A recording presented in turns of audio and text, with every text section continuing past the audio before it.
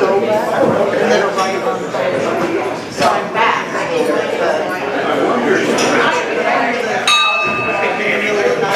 Good morning, fellow Ontarians, and welcome to our meeting of October 18th, 2017. And for the pledge this morning is Matt, and I don't think he's here. Michael. Raise the flag. I pledge allegiance to the flag of the United States of America and to the republic for which it stands, one nation under God, indivisible, with liberty and justice for all. Vicki Johnston, and she overslept today. So that's why we didn't, by the way, everyone will be paying double next week because we didn't realize that she wasn't going to be here until just a few minutes ago. So I have a thought for today. Given all the hardships we've got going on in the last week or so, hardships often prepare ordinary people for an extraordinary destiny. C.S. Lewis. Joe. Yes, Bill. Can we have a happy song? Happy song? Happy song? We've had some tough times. Well, we're getting requests from the audience here for a little zippity-doo-dah. There we go. That's a happy song. That's a little zippity-doo-dah. That is weird. Zippity-doo-dah, zippity-hey, my oh my, what a wonderful day. There's Plenty of sunshine heading my way. Zippity-doo-dah, zippity-yay, Mr. Bluebird's on my shoulder. It's the truth, it's actual, everything is satisfaction. Zippity-doo-dah, zippity-yay, wonderful feeling, wonderful day. Hey, that's what I like. Now, before you sit down, talk to this. Before you sit down, turn around and greet somebody. Say hello. Give them a hug.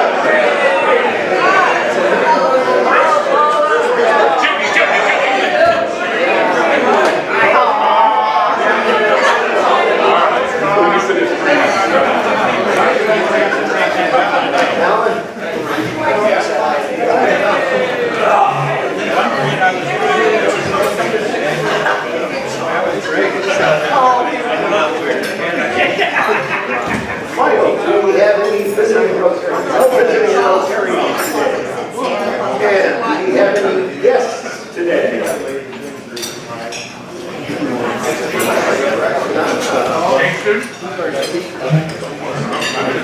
Our exchange student, Andrea, with us. Good morning, Andrea.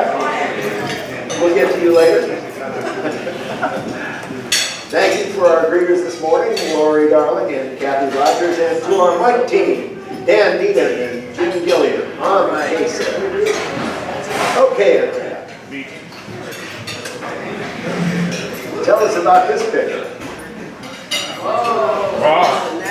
So this was a picture taken Sunday when this is me and a couple of other exchange students and rebounds. We went to the beach and we played soccer, frisbee, and had some lunch. It was a good time.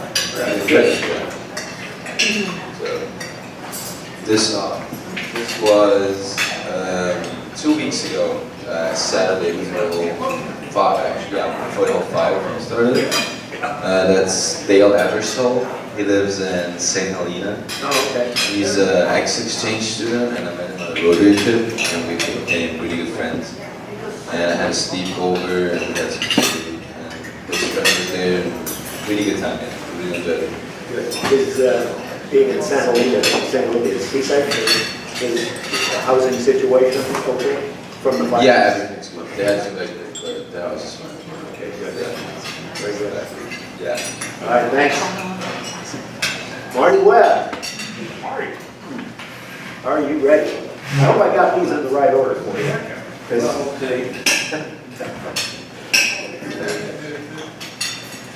You said last one, take this one first. Yeah. Okay. Okay. And what we can advance about that. Well, this is a picture when I was a vice principal. I still had hair. In fact, no, that's not my own hair anyway, but anyway. I was very lucky in my career in education because I spent 38 years here in Sebastopol, which is very unusual. And you have to go through the chairs, so to speak. And I did not, there's some people who, teach 1 year or 2 years, and then all of a sudden they realize they're greener on the other side, so to speak. But I taught 10 years. I taught world history, U.S. history, social studies, and a class that they don't have anymore. It's called state requirements. It was like first aid and that kind of stuff. And that was all through the social studies department at Anley. And then I was lucky when I went to high school, and then our high school had innovative things back in the 60s that a lot of schools didn't start until much later. One was we had a rotating schedule, and we actually had a free period that went around. This was in the 60s, which is very unusual. We also had a career program where you were teamed up with a teacher or staff member of some career that you were interested in. And I had Dr. Jones, who was the principal, who was the one that was doing these innovative things. And I knew from my experience, first of all, I knew I loved history because I wasn't a very good math teacher. I took a class at university called Math for a Social Studies major, which was stats, basically. So you could do history with it. But anyway, so chose history and went and got after graduating, got teaching credential and didn't have a job right away. And I was going to work, I was by that time the assistant director of the scout camp up here at Navarro that we ran. And the scout executive, who was named Harold Alexander, scout office was right by my house in Petaluma at the time, said, here's some papers, I want you to fill this out to work for the Boy Scouts full-time as a professional scout in camp ends. So I filled those out with the caveat that if I was offered a teaching job, I really feel I want to be a teacher and I could still have the summers off and go to scout camp and whatever. So I was working at scout camp, I got a call, and I was offered to come down and interview for a job at Anley High School. At that time it was called the Anley Union High School District, which is Anley, El Molino, and then Laguna was on a little smaller scale there. It was, the closest thing is, I have to say, is that 114-degree heat we had. It was the hottest day in the world. I drove down here, got interviewed by somebody, if you may remember, some of you old-timers, Lowell Yeager was principal, Jack Gerbeth, who was the social studies chairman, who later became principal at El Molino. They interviewed me. In between, I'd call the scout exec and say, I have an interview at Anley High School. And he said, well, I really would like you to be a professional scouter, but it happens that the president of the school board is on the scout board. His name is Paul Garzoff. Maybe you know Paul. So I said, let me call Paul. So I had the interview with the principal and so forth, and I went over to the superintendent's office, and I sit down, and he said, well, I just got a call from the board president. He said I should hire you because you're an Eagle Scout. So I guess you have a job since he's the board president. So, and that's how my career started. I was at Anley, and I was teaching social studies. I became the activities director, dean, vice principal, and then finally principal. And we went through a lot of principals like ran through Richmond. The average principal in California is a principal for 3 years, and then they either move on or do something else because it is demanding. But let me go through some slides. This is one of the great joys of the athletic program, and there we are with the gold apple.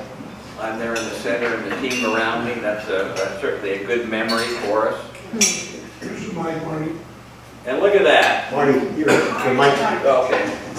Now, there's Oski, and I want to thank Brian Bauer. Brian used my season tickets last week for the Cal game, even though he went to Stanford. And Cal won 27-3 against Washington State. Now, Mark Wilson wanted to bet me $20 after the meeting last week, and I wouldn't take it. I should have. Here's my son, Jacob. Many of you know the story of Jacob being adopted when he was 5 years old in Fresno County from an abusive situation. And I'm very proud of him. He was in the Marine Corps, and now he's still in the Reserve, Marine Corps Reserve, and he is the supervisor and manager trainee over BJ's restaurant in Cottingham. And there I am at one of the sub-camps, running as the camp chief at the National Scout Jamboree. And that was a camp that I ran, and I had a wonderful staff, a lot of people. We had 2,000 kids in the camp. And here are some of my buddies from Scouts that were up at the summit headquarters who went up to see Rex Tillerson, who was Secretary of State, came to visit. And Rex Tillerson is past president of the Boy Scouts. He does tell the truth, I think. But you know, I can work with the best people. And for example, this Steve Phillips over here on the end was an executive with PG&E on Beale Street in San Francisco, vice president. And Bob, in the middle there, he likes the term, you don't need to be a rocket scientist, but he is an actual rocket scientist and lives in Albuquerque and works for Sandia Labs. So those are the kind of good people you get to work with. There, I went on a helicopter ride over the Jamboree, and you got to see an overall picture of the whole thing, and it was really cool. And that's the end. And I want to say that you know, being in education has been very rewarding. I think my longevity has to do with the fact that I was in this community for many, many years. I knew a lot of people, and was able to hopefully make Anley High School a better place. Under my leadership, we received 3 distinguished school awards from the state, and were recognized, and I was recognized as outstanding school administrator in the county. So I recommend to people education. Thank you.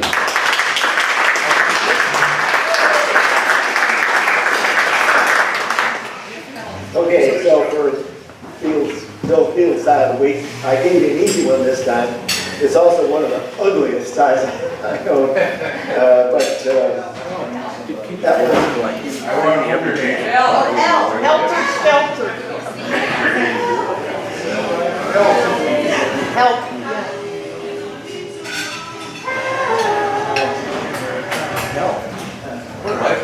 Help.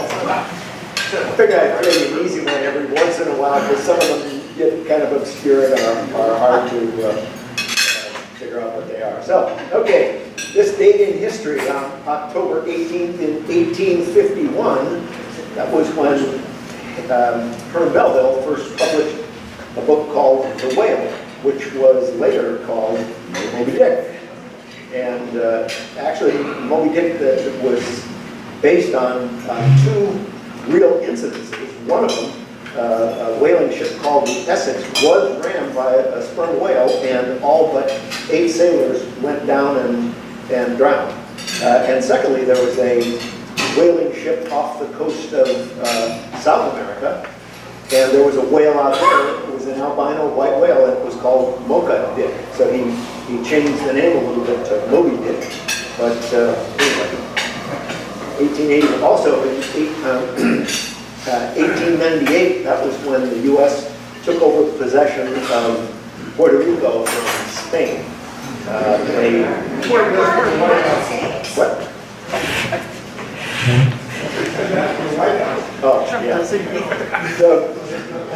for those of you that don't know, a little reminder, Puerto Ricans are U.S. citizens. They are not just Puerto Ricans, they are U.S. citizens.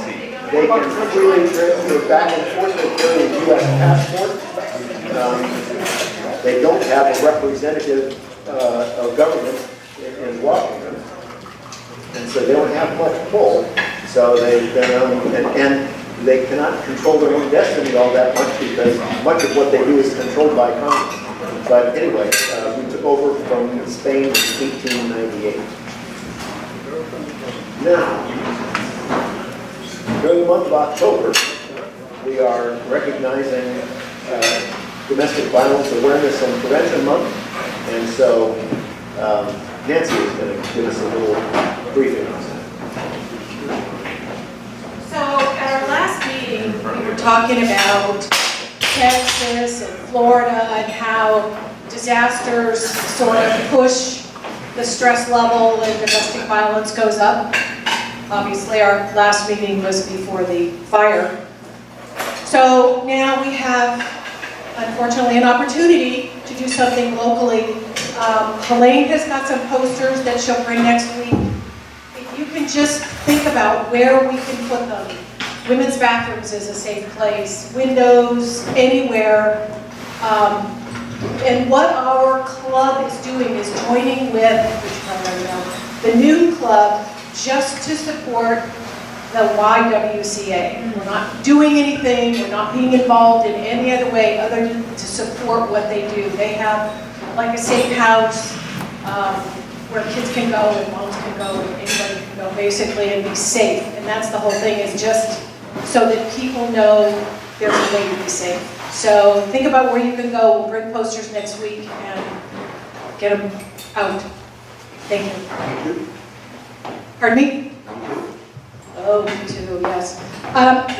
Okay, so I don't know if everybody knows who Harvey Weinstein is. He's sort of come to the forefront of publicity lately, and not for good stuff. You know Walt Disney. Walt Whitman? Walt Disney. Not Walt Disney, no. Not even close. So on Facebook, and I'm sure it's on Twitter too, although I'm not a tweeter, so I don't know. But on Facebook, if you notice people's postings that says "Me Too," it has turned into kind of a movement of those folks that have been, at some point in their life, abused on some level. So when you see the amount of people that are posting, know that not everybody will post. And just be supportive of that and know that it's nice that it's out there and a safe place for people to put that information. Thanks. Thank you, Nancy. My sister posted on Me Too. I have no idea. I have no idea. I knew. Did it slip? So my next older sister posted a Me Too. And I didn't know anything about it. I still don't know. I haven't talked to her about it. I don't even know how to bring up that conversation. I knew that my younger sister had an issue, but she was pretty tough and did okay, but still the incident happened. Anyway, you will probably be surprised at some of the people who are posting that have experienced either abuse or domestic violence or rape or something like that. From that to the insane. So, ladies, would you like to explain this? Wow. This is great. We don't have Was Pam this here. last year or like This 4 was- years ago? This was 2 years ago. I can't really remember. Stand up, darling. Stand up. But Get the my abuse too. my spies are at work providing me with, I think we had a great time. it looks like it. Same sweater. So that's, yeah, the harvest party. It was what? Harvest party, 2 years ago. Below. It's a good party. Lots of wine, lots of good food. Usually Larry's cooking. Okay, well, in honor of that, you each get to have a wine glass. So now, Joe has, or somebody has discovered, Barbara found, hidden away, a bunch of old Sebestial Sunrise events that, so you got to read and tell us what event it's from and tell us what you remember about it. If you want to make it down. It's just the Okay. And what about yours? Yours, Nancy, yours may be different.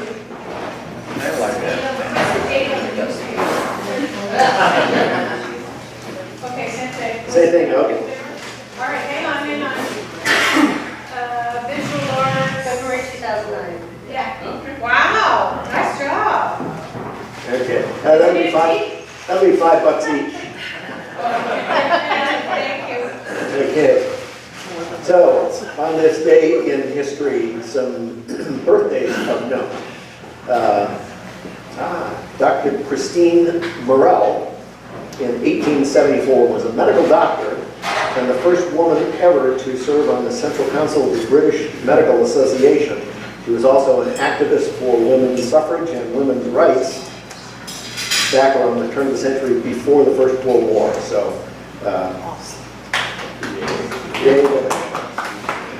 and in 1926, Chuck Berry, good evening. If I was really good, I'd do a little duck walk here. Born in St. Louis, Missouri, and one of the pioneers of American rock and roll, was one of the first members inducted into the Rock and Roll Hall of Fame with tunes like Maybelline, Johnny Be Good, Roll Over Beethoven. So, happy birthday, Chuck. And for Rotarian birthdays, Debbie. She spends it with eye candy. I do, yeah. I'm spending it right now with some 200 firefighters. Yeah. Life is tough, I tell you. We're not zipping in the redwood, but we are serving firefighters at this time. So. Give her a glass. Oh, yeah. Thank you, Joe. Get rid of those things, Bill. This one is number 60. Whoa! Thought I'd be dead. So, Happy birthday, Debbie. thank you. Member anniversaries. Brian Bauer, 14 years. I'm surprised. Yeah. Wow. 14 years? Yeah. Lots of good memories. Yeah. And I guess the most recent one was really fantastic was the Pedal for Polio. It's events like that where it's a day or two, like assembly or district conference, where you spend actual more than one day with Rotarians. You get to know them, and you get really close. Yeah. Those are really special. And Pedal for Polio was 5 days, 6 days. Multiple clubs. Multiple clubs. It's proven that when you do exercise, you open up a lot more, and you share a lot more about yourself, and everybody did. And we got to hear people sing more than they should sing. And for that, you get a wine glass. Thanks, Brian. And not here today, I don't believe, but Diana and Kurt Curtis, 18 years in this club. Yeah. So, announcements. I didn't have a lot of announcements pulled together this week. Alan. Just wanted to remind everybody about the Foundation Dinner South, which is happening November 4th. We think it's going to happen, but but as of right now, I guess it is happening. And I also have raffle tickets available. They're $20 each, or $6 for $100. Anybody would like to purchase these, and then based on your contributions year to date, you'll be allocated raffle tickets as well. So we'll get that squared away here shortly. In what increments? I think it'll be the same. So 20 bucks? yeah, $20 a ticket. Or Yeah, so if we gave in July, Yes, yeah, I think it started July 1st. and if we give today, yes. It'll count. Yes. Well, yes and no. Make your check out to the Rotary Foundation since we don't have a cashier. Or you could go online and do a credit card online donation directly to the Rotary website, so then you know it gets counted. And obviously, you know, there's a lot going on now, and it'd be a really great time to raise some funds because it's going to be needed.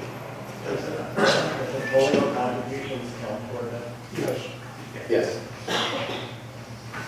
At the board meeting on Monday night, Bruce and Helene let us know that because of the number of folks that were affected by the fire, many of whom had been very traditional big donors that lived up in Fountain Grove, and they felt it would be appropriate to be asking them to come and have a big celebration party and ask them for more money for Rotary Rotary Foundation when they're going through these tough times themselves. The decision has not been finalized, but we hope to hear soon whether it's going to be just put off until later in the year or whether it will really go on after all. As soon as we hear, we'll get an email together and it will go out to everyone in the club. Alan? I was going to say that, I think, Elaine, correct me if I'm wrong, but I think the decision right now is that it's going on. You know, what the district governor wants to do. Yes. Yeah, so, okay.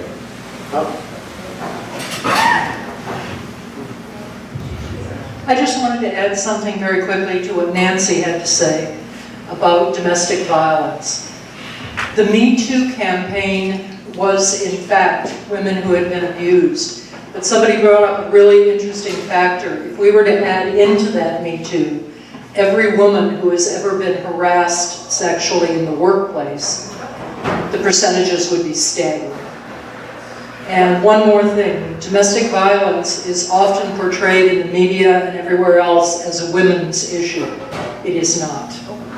It is, above all, a men's issue. And we not only need the support of men, it's vital to anything that's going to happen. So thank you.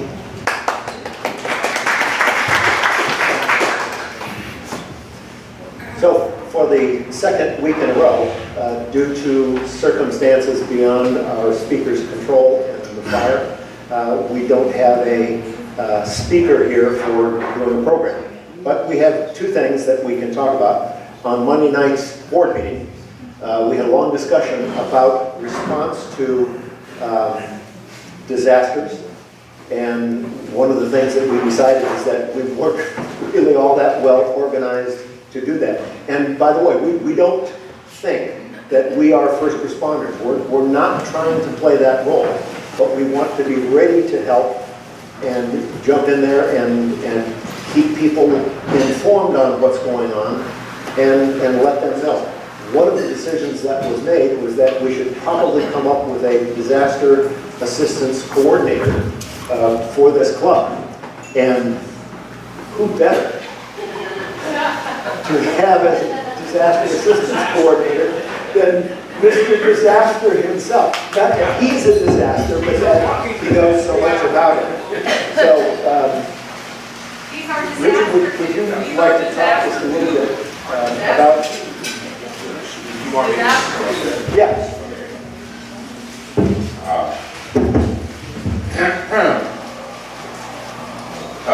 Bruce asked me this morning what got me involved with disaster preparedness, why I care about it. I was about 22, 25 years ago, I was directing a program in Petaluma for development safety. And this, another director came up to me and said, you should go listen to a guy talk about disaster preparedness. And my initial response was, no, I don't have time for that. It's not my job. This is a job for the American Red Cross. They'll take care of our clients. So for some reason I went anyway. And so as I often do, I'll raise my hand right away. And I told the speaker, hey, you know, we don't have to do anything about disaster preparedness because Red Cross is going to take care of us, you know. And he just kind of smiled and said, why don't you go ask him? I did. And it was a wonderful woman. And she, I said, well, you're going to be responsible for our clients if a disaster ever strikes. And she said, well, who are your clients? And I said, well, they're mentally retarded. They have autism. They have cerebral palsy, epilepsy. And her eyes got bigger and bigger and bigger. And she said, no, that's your job. So I didn't know that at that time. And our president, I would like to correct our president. You are your first responder. There's like 500 first responders in Sonoma County and about 500,000 people. So that means there's only one for every 500 or so. And the first responders are busy doing many things to keep things going. So what I began to understand was it's a consciousness thing. When I was asked to go listen to this guy, I was totally unconscious. I thought, you know, it's somebody else's job. Get away, you know. And so and the wonderful thing about disaster preparedness is once you begin to take responsibility for it, you begin to take responsibility for everything else too. Like climate change. There's a lot of things we can do to kind of slow down climate change, like eating less meat, or you know, just taking care of yourself, not using plastic and stuff like that. So it's well, Rotary, all that we do here is consciousness raising, letting people know what's going on about polio. Now we're involved, a lot of people are involved with helping people with fires. So it's a way to really get in touch with who you are. And not only in touch with who you are, but to let other people know who you are. Like it's really important for you as a Rotarian to go out and tell other Rotarians or other people why you are in Rotary and how much you care about them. And so so I spend a lot of my time looking for vehicles that I can tell you that I love you and I care about you and I want you to survive. So disaster preparedness is a beautiful vehicle. Rotary is a beautiful vehicle. Yeah, and I can, well, one, I can tell you I love you and I want you to survive. The other thing I can do is I can tell you actual things that you can do. Like how many people have shoes under their beds? How many people have flashlights? Whistle. Oh, I can do something. Yeah, the cell phone is one of the most useful disaster preparedness tools you'll have because you have numbers, you have all sorts of things. So it's just becoming conscious of who you are and what you want the world to look like. One of the most important things to do in disaster preparedness is talking to your neighbor and telling your neighbor that you want them to survive as well. And going around and finding out who in your, well, one, getting together and meet and throwing parties and identifying a place to meet if the disaster were ever to strike. That's another thing. Disaster preparedness allows you to become conscious of your planet. It isn't always stable. And there's things that occur, like fires and earthquakes and floods and all that kind of stuff. So it's becoming aware and becoming more conscious of who you are and the thing you live on. Where were we? So what else can you do? Oh, neighborhood. The most important thing you do if you really are serious about disaster preparedness is getting together with your neighbors. Now that may not be something you want to do, or when you hear about that, you're like, I don't know if I want to talk to my neighbors. That's the joy of disaster preparedness, is it goes, if you begin to understand that you care more about your neighbor than not talking to your neighbor. That you want them to survive, and if a disaster were to strike, you want them at your door if you can't get out. You want them turning off your gas lines if you're not home. You want to protect each other, and that's why you're here in Rotary. You want to protect each other, and you want people to be fed. You don't want people to have polio, et cetera, et cetera, et cetera. So you're perfect. And you have incredible amounts of things to offer, and it's really important that we continue to offer it over and over and over again. It just gets more fun and more exciting. So there. Yes.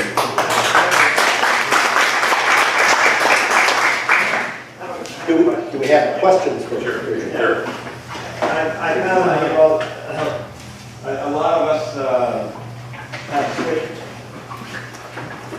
A lot of us have switched to voice over internet telephone service.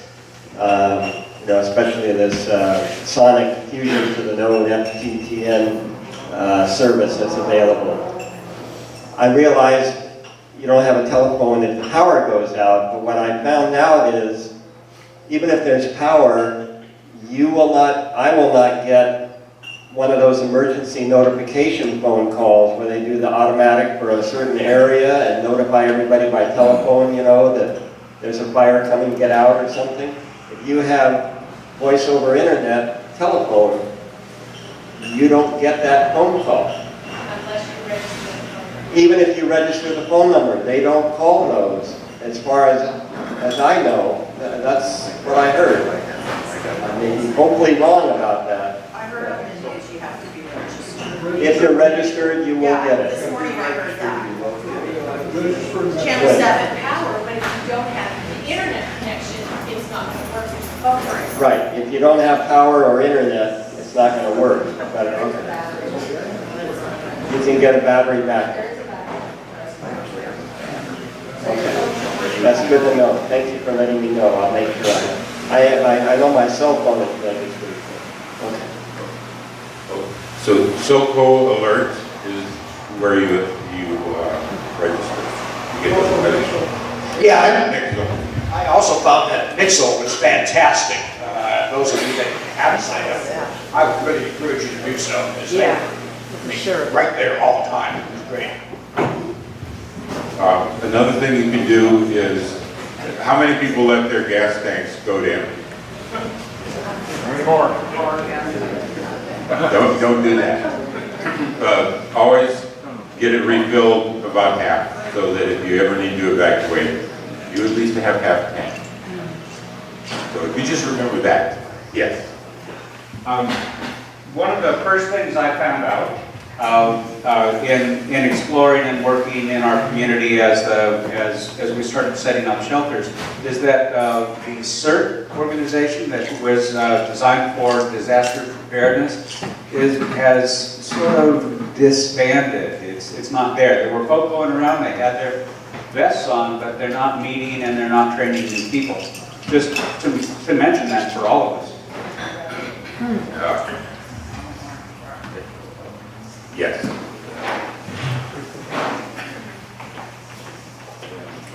Thanks, Richard. I'd like to echo what Richard said about letting people know you're Rotarian, because even if people don't quite know what Rotary is, we know how to help in a vague sense even. And I was fortunate enough to get a call Friday from somebody who was visiting from New Orleans and wanted to donate 300 masks. And so I met in the parking lot here. She had this flag, and I still knew the code to come in and give her one of our flags, but New Orleans donated 300 masks. This was a Rotaractor, and they flew off the shelf like hotcakes. We brought them to Umpqua Bank in the senior center, and I called Richard, but there was a real need. But people know to contact Rotarians when there's a need.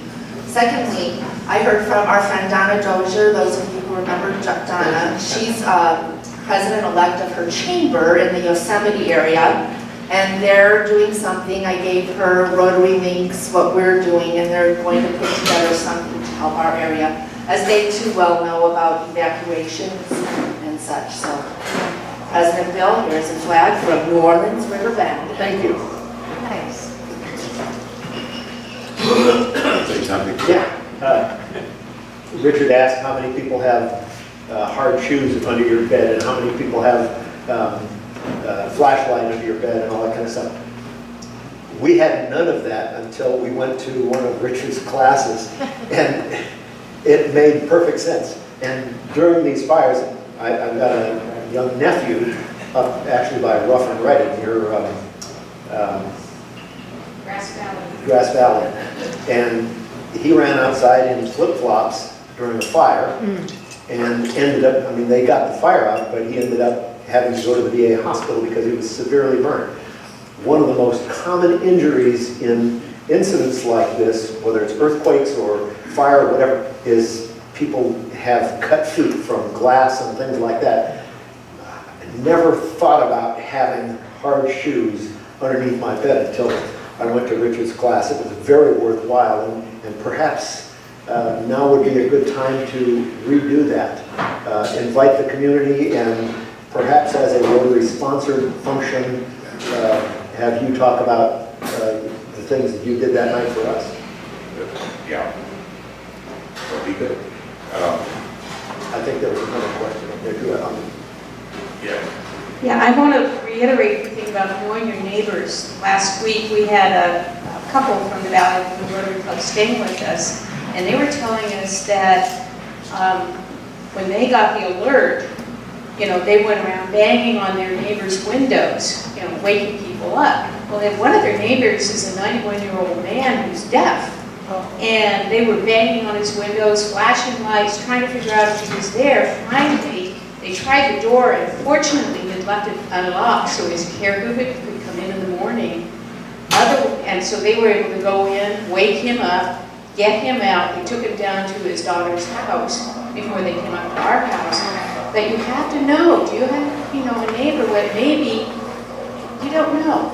But it was all about neighbors waking each other up and getting themselves out, and knowing you have somebody who may not hear you. All 70 and 90, those are the ones who didn't get out. Yesterday there was a VOAD meeting that is voluntary organizations active in disasters, and allegedly I'm the president of it.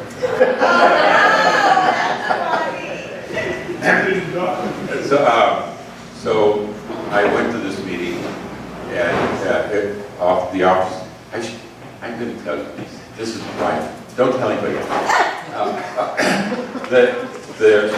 It was called by a guy in the Office of Fire and Emergency Services. And so I walked into the room, and I prepared some things. So I thought I was going to talk, because I was the president. And the lady was there, and he talked for the first 15 minutes, and then this other guy from the Office of Emergency Services talked.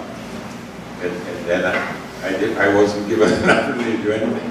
And we were told that we're going to do all these various things, like create all these committees and stuff like that. So the interesting thing about that is that we don't know how to work with each other. We irritate each other. We make each other angry, and we have egos and things like that. So that's another joy of disaster preparedness, is that it rubs you until you just open up and go, oh, we're going to make this work no matter what. And I think that's what Rotary is too. Is it the truth? Is it fair to all concerned? Will it build goodwill and better related friendships and be beneficial to all concerned? That's who you are, that's who I am, and we could do a whole lot coming together, and it's a wonderful process to open your heart. So, there. I think that's it. So we have a wine glass for you. Thank you very much. Thank you, Richard. One other topic that was discussed at the board meeting on Monday night that I want to briefly go over is the fundraising. We did get semi-final results for Cajun. We don't have every single bill, but so far our loss is around 12,000. It's around 14. Because we know we've got one missing, we know it's going to be around 2,000. So that prompted us earlier to form an ad hoc committee to look at other fundraising opportunities. Patrick is kind of leading it up, but we did list a bunch of them, and I thought I would just kind of run through them with you. One concept would be to have a capital request to fund the Rotary Club of Sebastopol Sunrise Community Foundation by member donations. Just those of us, yes? That's what I wanted to say. I had a girlfriend. You got it. I had a girlfriend email me yesterday saying, I know Rotarians, if I give you money, it'll go directly to the community.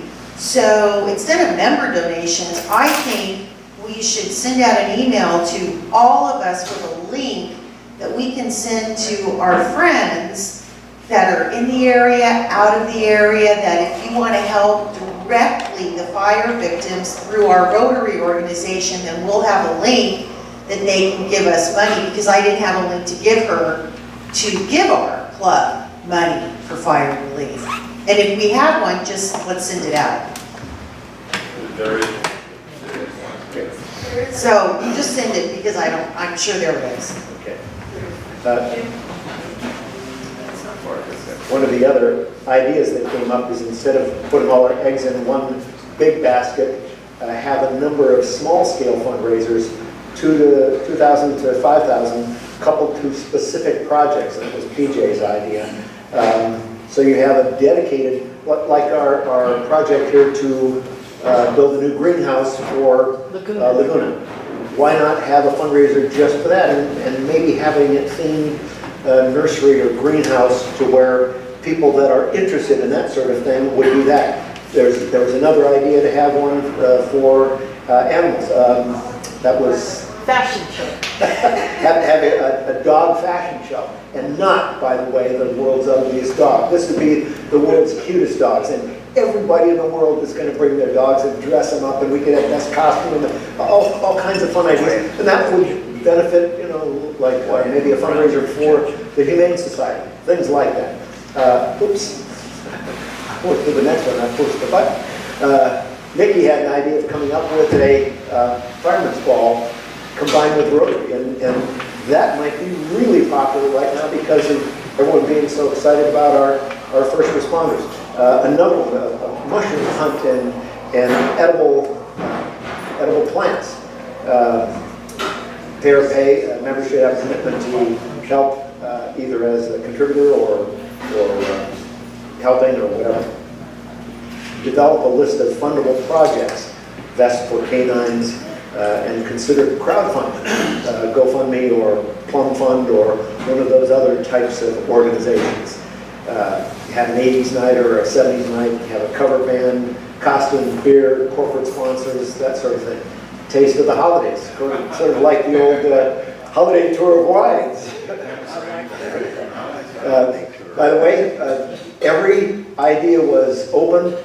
Things that we may have done in the past that we are no longer doing, doesn't matter. You get them up there on the table. Everyone is there in a brainstorming to come up with ideas and then let it sift through.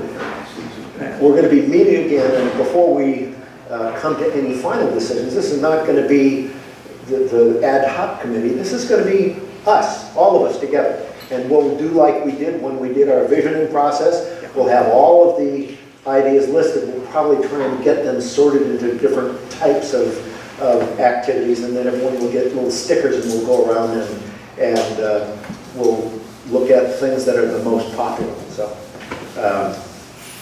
flower bulbs, selling tulips or gladiolas or something like that. Buy a bag, buy one for a friend, buy for elderly, buy for schools. Pay to have them planted. Beer tasting, relatively low overhead, not a huge cost, but you got to have a big volume. Got to have a big venue for it, because we're not going to get enough people in Sebastopol alone to make it worthwhile. But if you get moved to like Santa Rosa or Shone Farm, something like that. Food booth at the Apple Fair or the County Fair, fancy breakfast, storytelling and music. So these are all ideas. Not going to cover every one of them. I'm going to put them together in a list and mail them out to you, so that before we have the next ad hoc team meeting, everyone else in the club that has ideas can, if you don't see it on the list, but it's something you've thought about doing, send it to Patrick and we'll add it to the list, and we'll start refining it down and hopefully come up with something that we can do to raise money fun run, turkey trot, rummage sale for vehicles from Helene, already too many crab feeds. So, other questions about fundraising opportunities? Okay. My joke stayed home. Your joke stayed home. I've got, did I do this one last time? Okay. So this is the ignorant contractors. Ready, twist. So we need a raffle. Who wants to, we don't have a speaker. What, Richard? You're going to come up and draw the winning raffle ticket. 974. I'd like to make an announcement. I know it's 974. kind of important. Yes? It's after the fact. If any of you folks know, if you know people that who lost their homes and have to deal with the insurance companies, it's not an easy thing to do. They generally don't want to pay you what it's going to cost to build your house. There is a group of people called independent insurance adjusters. Keep the name Greenspan in your mind and tell them, because if you need to challenge what the insurance company will give you, these people go to bat and they get a percentage, but they will get you more money than the insurance company will give you. Wow. Greenspan, and there's a couple of others around. 955. 955. What?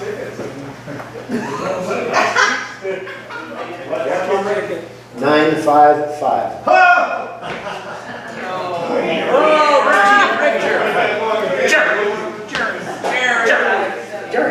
A little delayed. Are you taking one out each week? Questioning the credibility of There, few words last week. A lot of cars. It does. I wondered about that. Good question, Jerry. Oh, so close. And the prize this week is not just wine, but chocolate. Thank you, Darlene. And, wait. There's more. You get a glass. You gotta take it. And for being the person that made that, Darlene gets another glass.